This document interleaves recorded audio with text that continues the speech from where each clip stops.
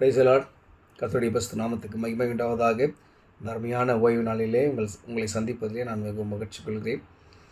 கர்த்தர் உங்களையும் உங்கள் குடும்பத்தையும் ஆசீர்வதித்து காக்க கடவர். எனக்கு அருமையானவர்களே, இன்றைய நாள் பொழுதிலே வேதத்தில் உள்ள ஒரு வார்த்தையை வாசித்து, ஒரு வசனத்தை வாசித்து சிறிது தியானித்து நாம் கடந்து செல்லலாம். முதலாவதாக பார்த்தீங்கன்னு சொன்னால், மார்க்கு இதனை நற்செய்தி 4:39 இடங்கள் நடக்கிறது.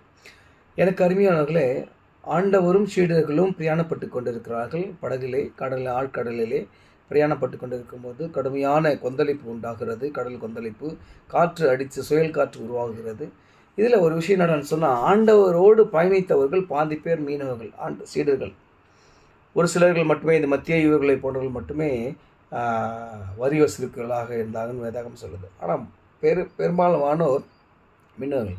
இந்த காற்று எதற்காக கொந்தளிக்கிறது, ஏன்றது அவங்களுக்கு நல்லா தெரியும். எப்பேற்பட்ட ஒரு பயம், ஒரு அபாயகரமான சூழல் என்பதை அவர் நன்கு அறிந்து தான் என்ன பண்ணுறாங்க, இது நம்மளால் ஒன்றும் பண்ண முடியாது, நம்மளாம் மனிதர்கள், நம்ம யார்கிட்ட தான் போனோம், இறைமகன்கிட்ட தான் போனோம் சொல்லிட்டு அங்கே உறங்கி கொண்டு இருக்கிற ஆண்டவரை நோக்கி எழுப்புறாங்க.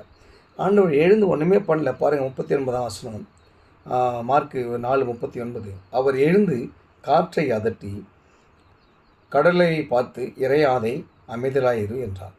அப்போது காற்று நின்று போய் மிகுந்த அமைதல் உண்டாயிற்று. எனக்கு அருமையானவர்களே, இயற்கையை கட்டுப்படுத்துகிறதான ஒரு சூழல் யாருக்கு மட்டும்தான்? ஆண்டவராக இயேசு கிறிஸ்துக்கு ஒரு மட்டும்தான்.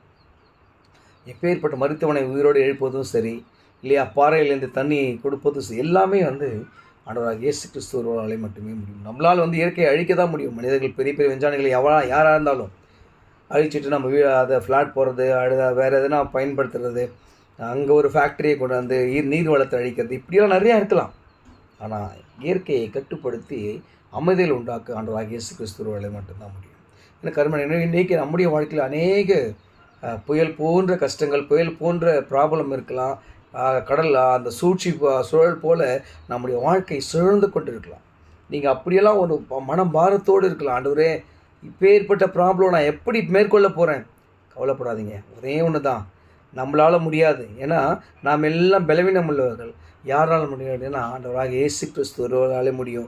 ஏன்னு சொன்னால், அவர் ஒரு இறைமகன், ஆண்டவருடைய பிதாவினுடைய மகன். அந்த அவரை நோக்கி நாம் பார்க்கும்போது, அவர்கிட்ட நம்முடைய அந்த கஷ்டம், அந்த துயரம், எல்லா பாரத்தை எல்லாம் அவர் பாதப்படுத்துகிற நம்ம வைக்கும்போது, அவர் நமக்கு நம்முடைய ப்ராப்ளங்கள் எல்லாம், அந்த பாரத்தை எல்லாம் எடுத்து போட்டு நம்முடைய வாழ்க்கையில் அமைதலை உண்டாக்குகிறார். கண்டிப்பாக நமக்கு அமைதலை கொடுப்பார். நீங்கள் விசுவாசிங்க, ஒரு பாதத்தில் உங்களுடைய விண்ணப்பங்கள்லாம் கொட்டுங்க. கர்த்தர் உங்களுக்கு நீடிய